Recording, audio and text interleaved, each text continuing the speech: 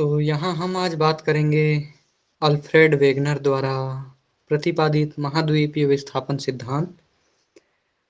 इस पृथ्वी पर महाद्वीप एवं महासागरों का जन्म कैसे हुआ, किस तरीके से उनका वर्तमान स्वरूप अस्तित्व में आया, इन सभी के बारे में कल हमने एक हल्का सा झलक देखा था अपने पिछले वीडियो में। आज महाद्वीपीय विस्थापन सिद्धांत के संबंध में सबसे सशक्त सिद्धांत जिस विद्वान का माना जाता है उसकी हम चर्चा करेंगे, प्रोफेसर अल्फ्रेड वेबर, जिनका एक सिद्धांत है जिसे हम कहते हैं महाद्वीपीय विस्थापन सिद्धांत। इसके बारे में हम चर्चा करेंगे। सबसे पहले अगर हम देखें प्रतिपादन कब हुआ था, तो 1912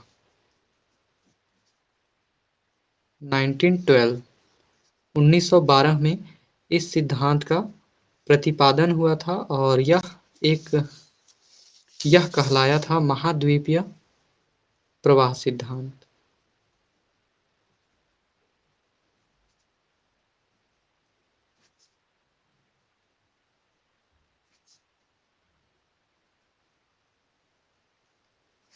हालांकि ज्यादातर इस सिद्धांत को महाद्वीपीय विस्थापन सिद्धांत के नाम से जाना जाता है।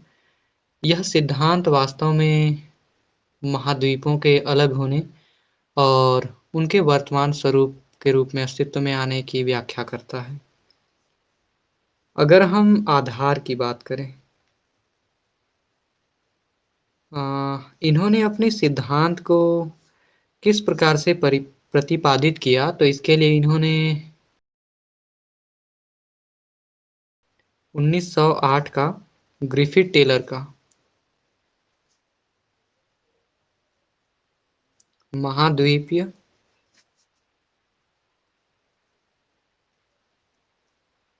प्रवाह सिद्धांत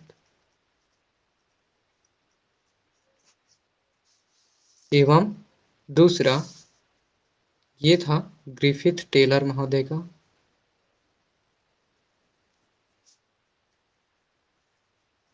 जो कि 1908 में एक सिद्धांत आया था। इसके अलावा 1858 में एंटोनियो स्नाइडर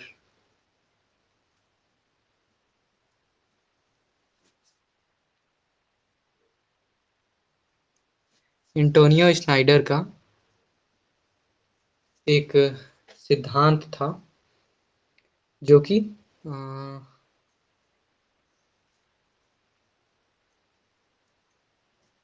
महाद्वीपीय विस्थापन सिद्धांत ही कहलाता है।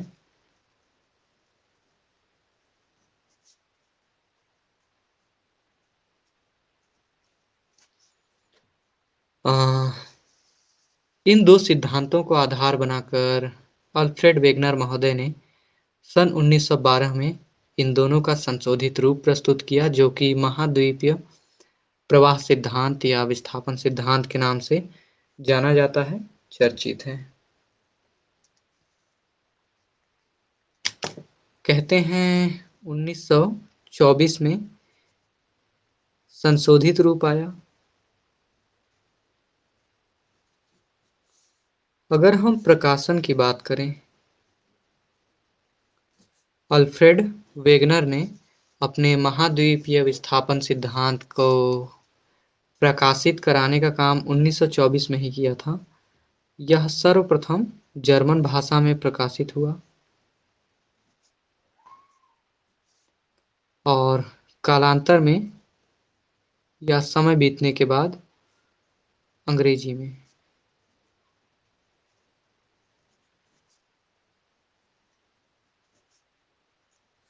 इस प्रकार से आरंभिक तौर पर हम देखें तो दो भाषाओं में अल्फ्रेड वेगनर का महाद्वीपीय विस्थापन सिद्धांत प्रतिपादित होता है और भूगोल विषय में एक चर्चा छिड़ जाती है, महाद्वीप एवं महासागरों का जन्म कैसे हुआ था। आइए हम इसके मूल बातों पर आते हैं और समझने का प्रयास करते हैं कि अल्फ्रेड वेगनर ने इस महाद्वीपीय विस्थापन सिद्धांत में क्या बताया था, इनके उद्देश्य क्या थे। तो हम अभी देखेंगे इस सिद्धांत के पीछे छिपे हुए उद्देश्यों को।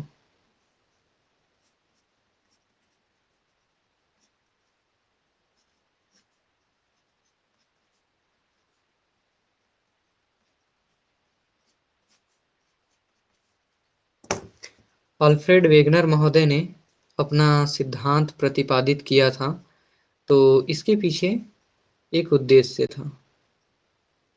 और क्या-क्या इनका उद्देश्य था?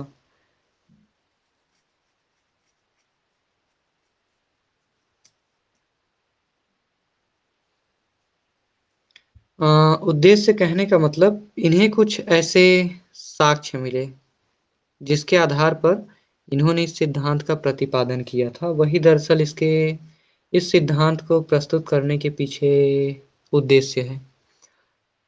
इन्होंने कुछ ऐसे घटनाक्रम को देखा, इन्हें कुछ ऐसे भौगोलिक तथ्य प्राप्त हुए जिस आधार पर ये एक सिद्धांत प्रस्तुत करने हेतु विवश हो गए और इन्होंने फिर प्रेरित होकर महाद्वीपों के विस्थापन का सिद्धांत प्रस्तुत किया, जिसमें इन्होंने बताया था कि किस तरीके से एक महाद्वीप में मिलने वाली कोई वनस्पति दूसरे महाद्वीप में भी पाई जाती है।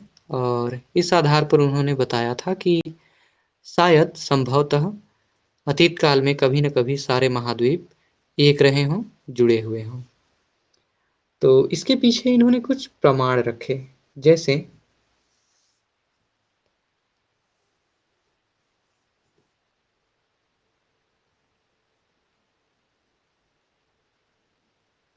राजस्थान में हिम के प्रमाण।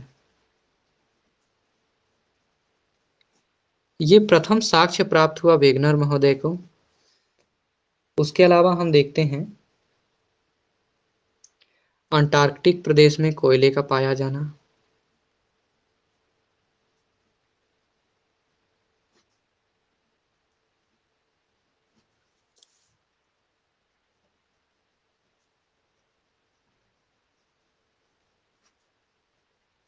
अंटार्कटिक प्रदेश में कोयले की उपस्थिति। इसके अलावा तीसरे प्रमाण के तौर पर जो वेगनर महोदय ने इन्हें जो साक्ष्य प्राप्त हुए थे, वह यूरोप एवं अमेरिका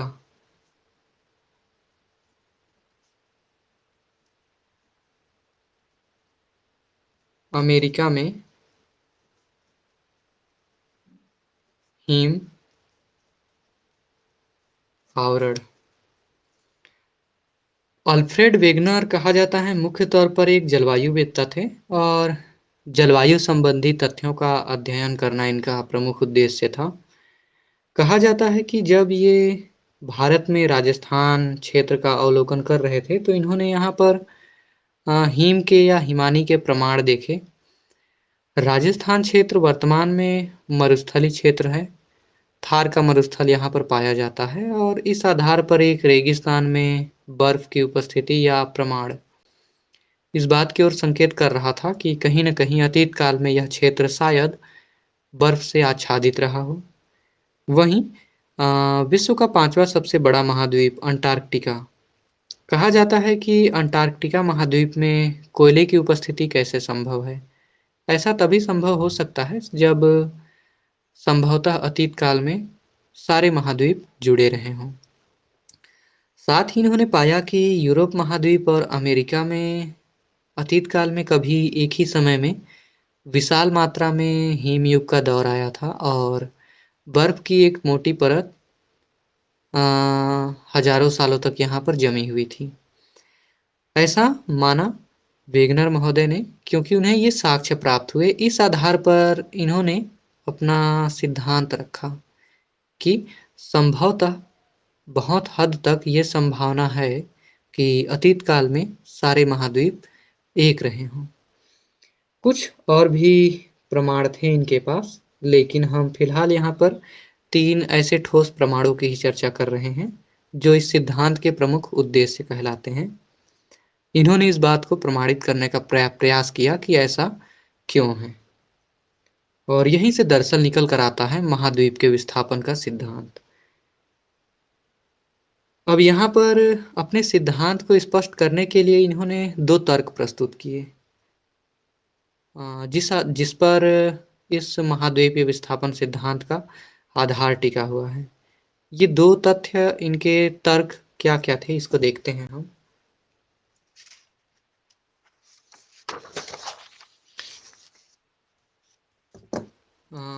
वेगनर के तर्क, या हम कह सकते हैं विकल्प।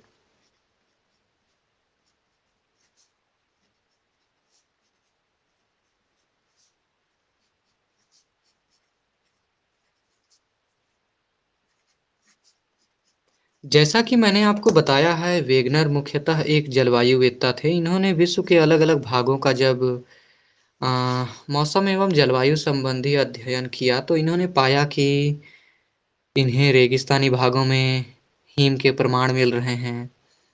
2 अलग-अलग महाद्वीप जो वर्तमान में हजारों किलोमीटर दूर हैं एक-दूसरे से, वहाँ पर एक जैसा हिम युग का एक दौर आया था, ऐसे प्रमाण उन्हें प्राप्त हुए। और उसके साथ ही आप पाएँगे कि अंटार्कटिका में कोयले की उपस्थिति जो थी, इन सारी बातों को देखने के बाद वेगनर महोदय के मन में 2 तर्क आए। उन्होंने 2 विकल्प प्रस्तुत किए और इस बात को प्रमाणित करने का प्रयास किया कि वास्तव में महाद्वीप कभी न कभी एक रहे होंगे। अब ये 2 तर्क कैसे थे? तो इन्होंने कहा कि यदि स्थलखंड स्थिर रहे होंगे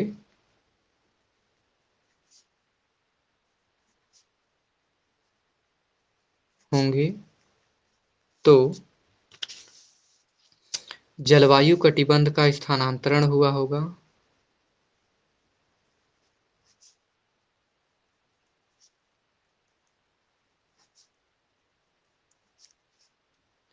जलवायु कटिबंध का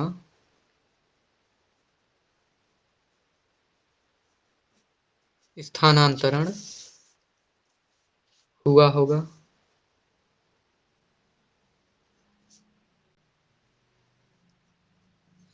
ये पहला तर्क था वेगनर महोदय का।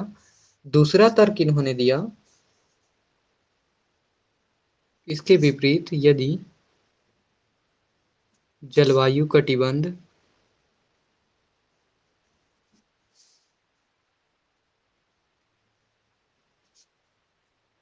स्थिर रहे हों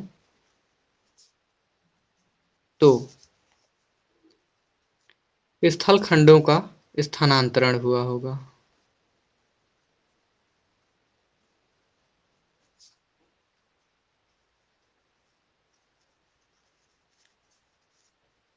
ठीक है, स्थल खंड स्थानांतरित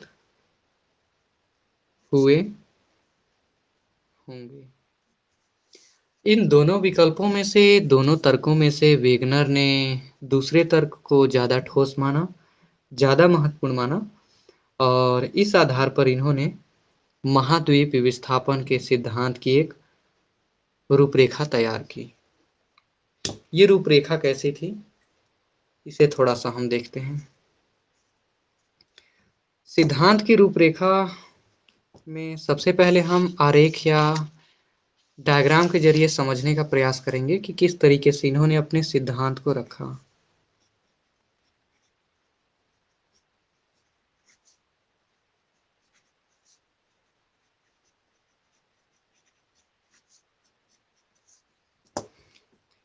समझने के लिए यहाँ हम एक चित्र बनाएंगे।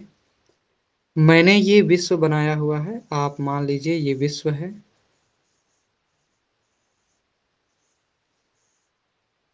और ये विश्व के कुछ भाग हैं जो तत्कालीन समय में रहे हैं। इनके मैं नाम भी लिखूंगा अभी, फिर धीरे धीरे आपको ये सारी चीजें स्पष्ट हो जाएंगी। ये है उत्तरी अमेरिका, ये है दक्षिण अमेरिका, ये है ग्रीनलैंड, यह है यूरोप, यह है भारत, यह है ऑस्ट्रेलिया,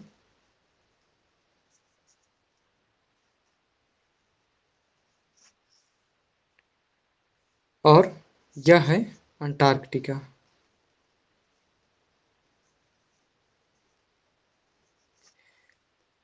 इस प्रकार से भारत के साथ ही विश्व के कुछ प्रमुख द्वीप और देशों को दर्शाता हुआ वेगनर का यह एक मानचित्र था, काल्पनिक मानचित्र, जिसके माध्यम से इन्होंने बताया कि अतीत काल में महाद्वीप एक जुड़े हुए थे, एक महाद्वीप थे, और बाद में इनका क्रमशः प्रवाह हुआ, ये टूटकर अलग हुए और अलग-अलग दिशाओं में प्रवाहित हुए।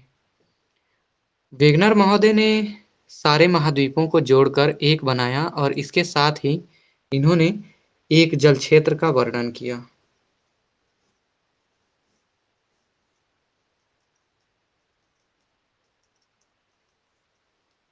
इसका नाम इन्होंने रखा पैंथालासा। ये जल क्षेत्र है जो मैं संकेत के माध्यम से आपको बता रहा हूं। ये पैंथालासा है। पैंथालासा, जिसे वर्तमान में आप जल क्षेत्र कहेंगे, महासागरीय हिस्सा, और यह है पैंजिया। पैंजिया अर्थात वर्तमान महाद्वीप।